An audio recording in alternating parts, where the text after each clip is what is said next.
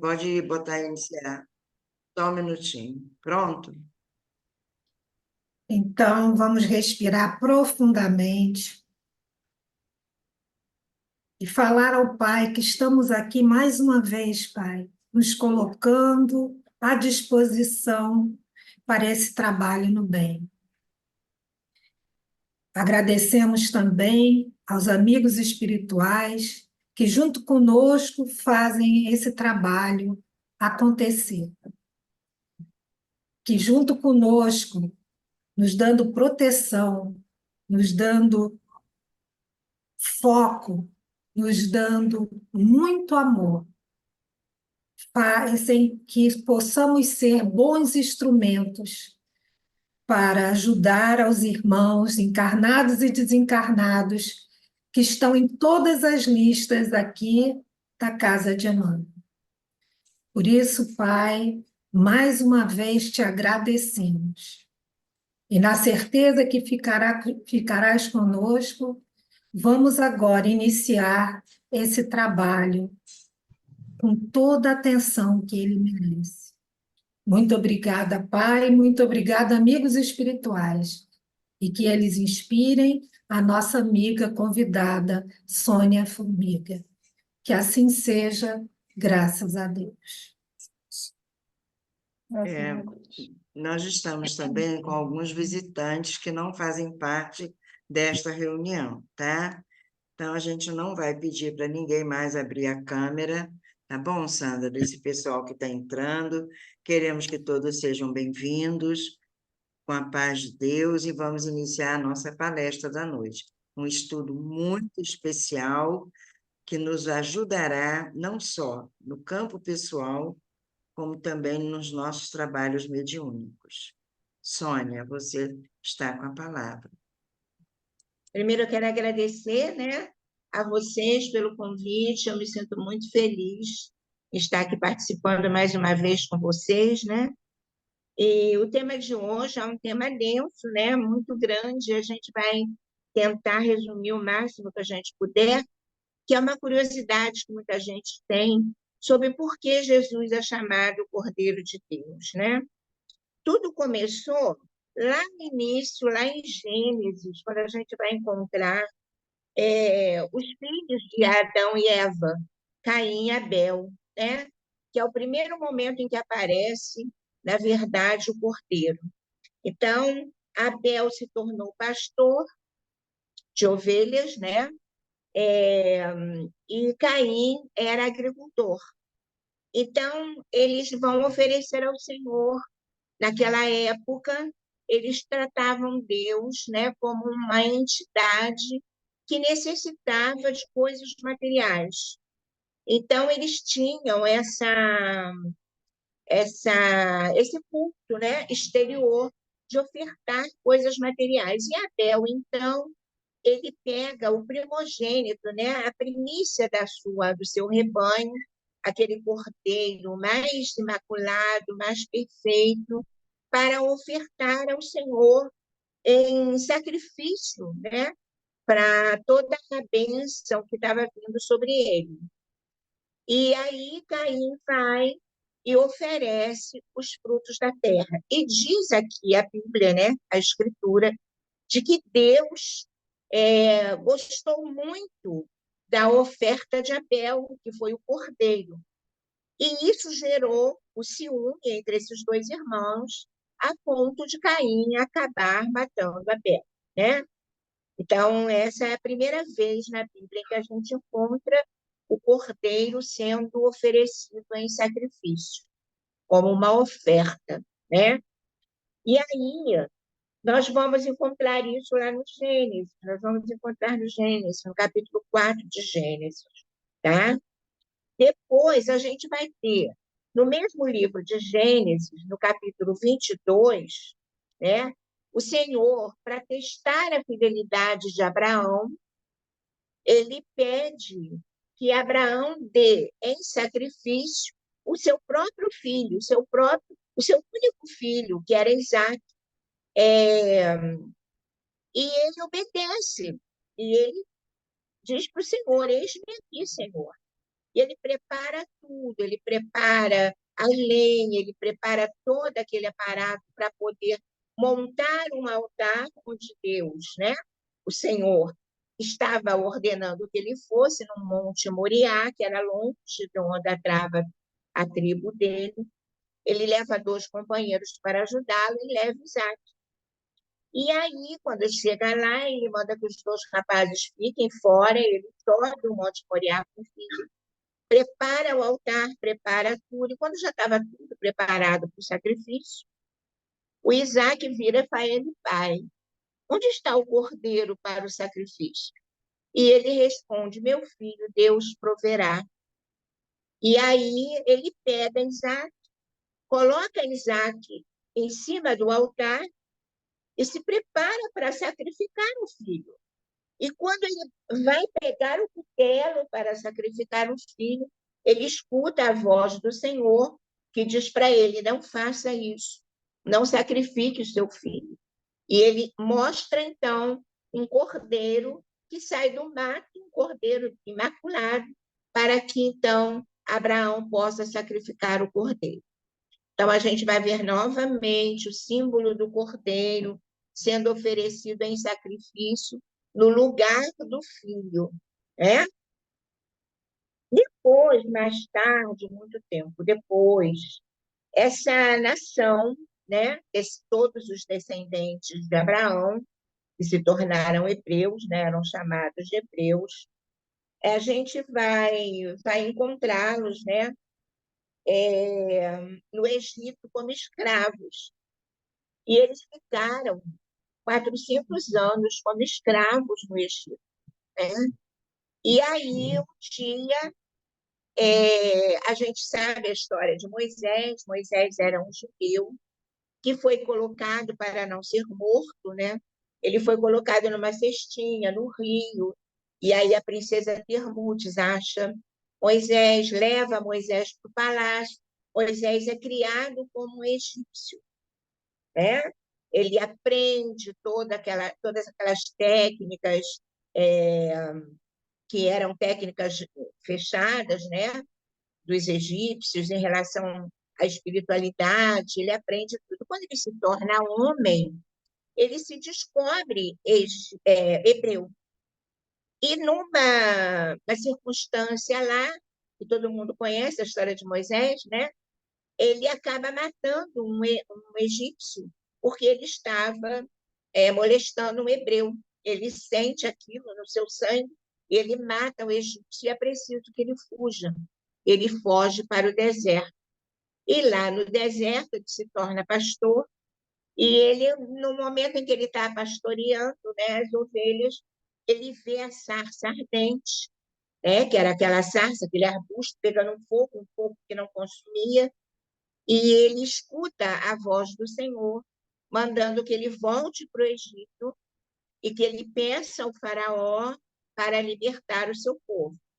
Então, ele, investido dessa missão, ele volta para o Egito, ele vai tentar, de todas as maneiras, tentar que o faraó consiga libertar o seu povo. Mas o faraó é irredutível. Então, Deus, na sua justiça, né? Deus deles, na sua justiça, ele envia as pragas. Então, nós temos lá várias pragas, a praga das rãs, a praga do rio e sangue, a praga das moscas. E a última praga seria a praga que iria matar todos os primogênitos. Então, o que o Senhor faz? Ele instrui Moisés para que Moisés fale com cada família israelita para adquirir um cordeiro imaculado para ser sacrificado. Esse cordeiro ficaria com eles durante 2 semanas, e no final desse tempo, esse cordeiro seria morto, seu sangue seria derramado numa bacia, depois ele seria assado. Essa família, durante essa noite, não podia sair de casa, iria consumir esse cordeiro, né? Preparados para sair. Então, com as suas vestes de saída, né? Eles iriam comer esse cordeiro. E aquele sangue que ficou na bacia, eles iriam embeber um pano, um isopo, e iriam pintar todo o batente da porta de cada casa, de cada hebreu, de cada israelita. E com isso, né, quando o anjo da morte passou, pulou todas as casas dos israelitas. E nenhum primogênito israelita foi atingido por essa praga. Morreram apenas os primogênitos egípcios, né? E com isso, o faraó fica desesperado e libera esse povo para sair do Egito. Então, a gente vai ver Moisés conduzindo o povo para fora do Egito. Só que esse momento em que Deus orienta esse povo para esse culto, para essa oferenda, né? Ela fica simbolizada como a primeira Páscoa, né? Em que esse cordeiro seria oferecido em sacrifício pela vida de todos os israelitas. E é isso que acontece. Eles são salvos, né? Todos os primogênitos israelitas são salvos. E Moisés, então, consegue liberar esse povo do Egito. Todo mundo sabe como, né? A gente vai ver a simbologia da palavra Páscoa, que é Pessah, que quer dizer passagem ou pulo. Então, o pulo das casas dos israelitas, ou mesmo a passagem no mar, né? Para que eles fossem libertados. E aí o Senhor ordena que a cada ano eles comemorassem essa data como sendo a data da libertação desse povo, do jugo opressor que eles tinham passado lá no Egito. E o que eles iriam fazer durante todas as vezes que eles comemorassem essa Páscoa, essa passagem, essa libertação? Eles iriam matar o cordeiro, liberar o seu sangue, porque eles não comem nada com sangue, os judeus até hoje, a comida deles é a comida kosher, né? É tudo sem sangue, inclusive quando a gente exporta para esses países, principalmente para Israel, vem lá um técnico de lá para ver como é que essa carne é preparada, porque tem toda uma preparação diferenciada. E eles tinham que comer ervas amargas para lembrar esse período doloroso em que eles foram escravos. E também eles não podiam comer pão com fermento. Por quê? Por causa da pressa de sair de lá do Egito, eles não podiam esperar o fermento crescer, né? O pão crescer por causa do fermento. Então, o fermento ele não é usado na Páscoa. O pão é um pão ázimo, que é o pão sem fermento. É tipo o pão sírio que a gente come até hoje. Então, mais uma vez, e como uma simbologia muito forte para o povo hebreu, é o cordeiro simbolizando a morte e a ressurreição ao mesmo tempo. A morte e a vida ao mesmo tempo, que ele morreu para dar a vida aos primogênitos, né? Então, a gente vai ver que eles, durante todo o tempo que passaram no deserto, os 40 anos do deserto, eles sempre fizeram essa mesma celebração. Eles montavam o altar nas tendas, eles viviam em tendas no deserto, então tinha a tenda, né, no meio, e essa tenda era onde estava o altar, a Arca da Aliança. Em volta dessa tenda, todas as 12 tribos, cada uma com o seu estandarte, e tinha a tenda da reunião, que era a tenda onde se reuniam os anciãos, onde Moisés entrava em contato com Deus, que era uma reunião mediúnica, né? Já naquele tempo. Tá? Então, muita gente acha que Moisés proibiu a comunicação com os mortos, né? Mas Moisés se comunicava com a espiritualidade dentro dessa tenda da reunião. Ele tinha um corpo de 40 metros, bem parecido com vocês aí hoje, hein? Olha só, a Sonia me falou que vocês são em torno de 40. Então, ele tinha 40 metros, 40 anciãos que estavam à disposição dele para esse intercâmbio, né? E aí, mais para frente, né, durante toda essa trajetória desse povo, quando eles já são chamados judeus, chega um momento em que Jesus vem à Terra e vem o precursor de Jesus, João Batista, né, para preparar as veredas do Senhor. Então, Jesus vai ao encontro de João Batista quando começa o seu ministério, quando ele se vê pronto para começar o seu ministério, ele vai até João Batista, que estava batizando no Rio Jordão, e ele se submete ao batismo.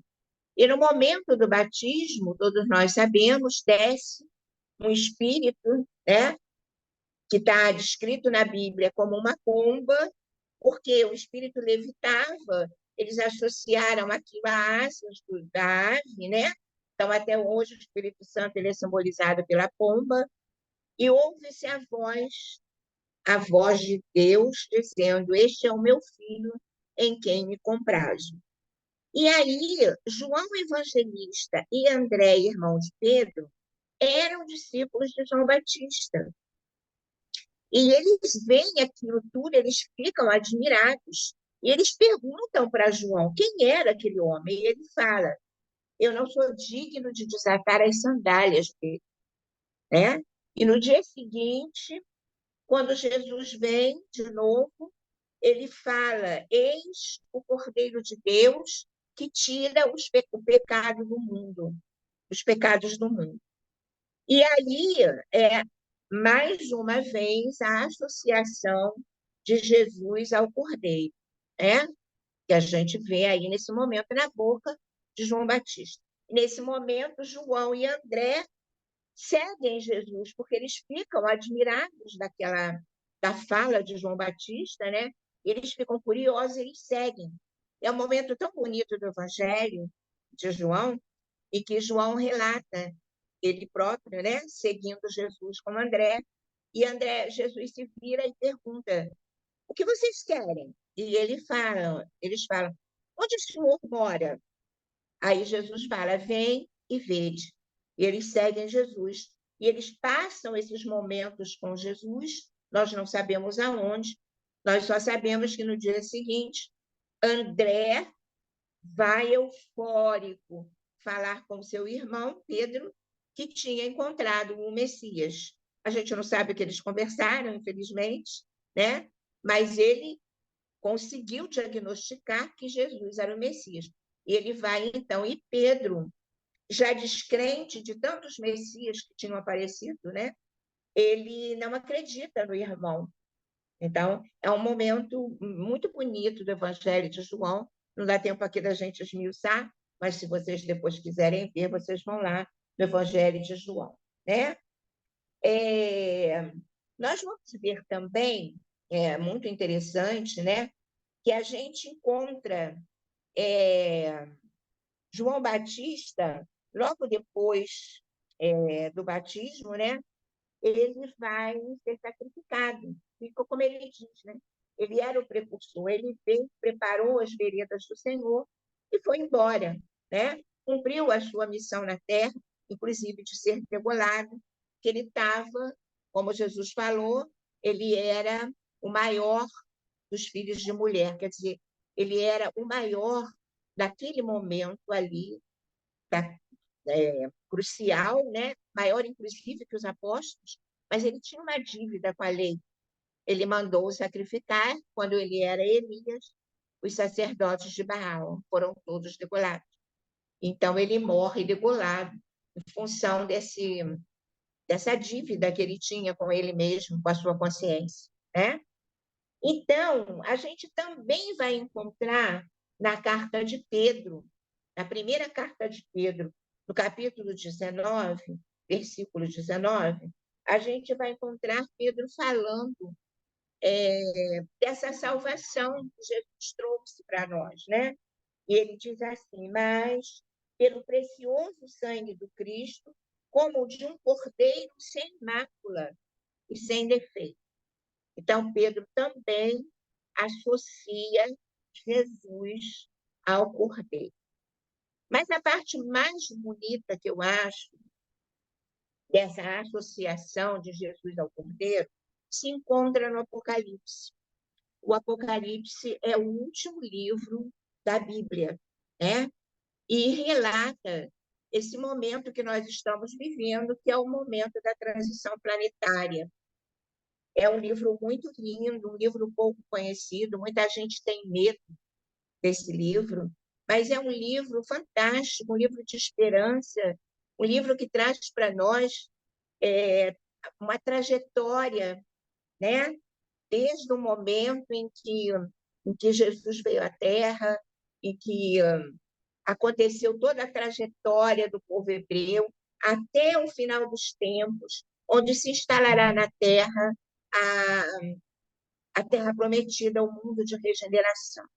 E no capítulo 5 do Apocalipse, nós vamos ver um momento em que aparece, né, o próprio livro, o Apocalipse. João, em êxtase, ele estava exilado na ilha de Patmos, o João Evangelista. Ele já estava em idade muito avançada, lá pelos seus 90 e tantos anos, e ele é exilado na ilha de Patmos, na Grécia, e lá ele tem essa visão, né, em êxtase. E nessa visão, ele vê, né, o mundo espiritual. E no capítulo 5 do Apocalipse, ele relata assim: vi depois, na mão direita daquele que estava sentado no trono, simbolizando Deus, porque para eles Deus estava sentado no trono, então ele vê como ele acreditava, né? Um livro escrito por dentro e por fora, e selado com 7 selos. Então, a gente vê que o 7 tem uma simbologia de perfeição, né? De completude, e ele vê esse livrinho que estava escrito por dentro e por fora, e que era selado com 7 selos. E vi, então, um anjo poderoso proclamando em voz alta: quem é digno de abrir o livro com seus selos? E aí causa aquele impacto. Quem ia abrir aqueles selos? Quem ia abrir aquele livro? Quem era digno de abrir? Aí João fala, mas ninguém no céu, nem na terra ou sob a terra era capaz de abrir nem de ler o livro. E João entra em agonia. Eu chorava muito, diz ele. Era capaz, porque ninguém era considerado digno de abrir e nem de ler o livro. Um dos anciãos, porém, consolou-me. Não chores. Eis que o leão da tribo de Judá, o rebento de Davi, venceu para poder abrir o livro e seus 7 selos. Aqui está a simbologia de Jesus. Como muitas igrejas evangélicas o homenageiam, não é? O leão da tribo de Judá, o rebento de Davi. E ele continua, João, falando: com efeito, entre o trono, com os 4 seres vivos e os anciãos, eu vi um cordeiro de pé, como que imolado. Ele tinha 7 chifres e 7 olhos. Olha só, chifre é poder. Então, esse cordeiro que ele vê é Jesus, com todo o poder. 7, perfeição. Com 7 olhos, poderoso, onisciente, né? De tudo que estava acontecendo. Olha que lindo. Que são os 7 Espíritos de Deus enviados por toda a terra. Ele veio, então, receber o livro da mão direita daquele que está sentado no trono. Ele foi receber o livro da mão de Deus, né? Ao receber o livro, os 4 seres vivos e os 24 anciãos prostaram-se diante do Cordeiro, cada um com uma cítara e com taças de ouro cheias de incenso, que são as orações dos santos, cantando um cântico novo. Olha que lindo isso. Digno és tu de receber o livro e de abrir os selos, pois foste imolado e por teu sangue resgataste para Deus homens de toda tribo, língua, povo e nação. Deles fizeste para o nosso Deus uma realeza e sacerdotes, e eles reinarão sobre a terra. Olha que lindo isso. Continua o capítulo, são 22 capítulos. Eu estou estudando Apocalipse com a minha turma, né? Pela terceira vez. É um livro maravilhoso, né? Então, a gente está vendo aí, até o Apocalipse, desde o Alfa e do Ômega, Jesus é colocado como o Cordeiro de Deus, não é? E por que é feita essa associação? Por quê? Porque o cordeirinho, ele é manso, ele é sacrificado, ele não vai, ele não emite nenhum som, né? E aí a gente fica vendo Jesus, ele se deu em sacrifício. E quando ele é levado ao sacrifício maior da sua própria vida, né? Ele é colocado lá como cordeiro imolado, né? Ele não é pedir a Deus, todos nós, porque nós não sabíamos o que estávamos fazendo. Nós estamos falando em termos de humanidade, né? Depois de tantos tormentos, Jesus foi julgado equivocadamente, Jesus foi traído, Jesus foi coroado de espinhos, Jesus foi açoitado com 39 açoites, estava sangrando, carregou uma trave que pesava quase 70 quilos, subiu ao Calvário e foi sacrificado entre dois ladrões.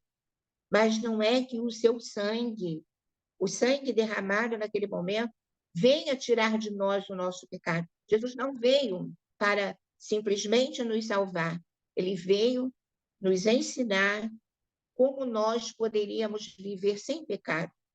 Ele veio trazer um roteiro divino, o mapa do tesouro, que é o mapa que vai nos guiar, que é o seu evangelho. Porque se nós percorrermos todas as etapas do seu evangelho, se nós nos lembrarmos de todo o seu sacrifício, o espírito mais luminoso que já veio à Terra, o governador planetário, veio se doar em sacrifício para nos ensinar como nascer, como viver e como morrer. Então, todas as etapas da vida de Jesus foram um ensinamento para nós, não é? Então, o seu sacrifício pela crueldade humana, né, não veio nos liberar da morte pelo erro, mas veio, sim, nos ensinar a viver sem errar. Ele é o nosso modelo e nosso guia.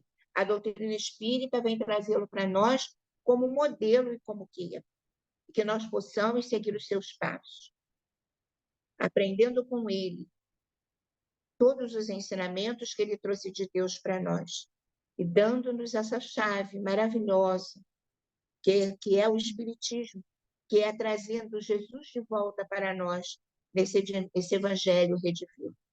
Que nós possamos ser dignos de toda essa bênção, nós possamos compreender que Jesus, o nosso mestre, o nosso irmão, o nosso amigo maior, esse Cordeiro de Deus imaculado, que veio à Terra apenas para nos ensinar como podemos vencer a nós mesmos.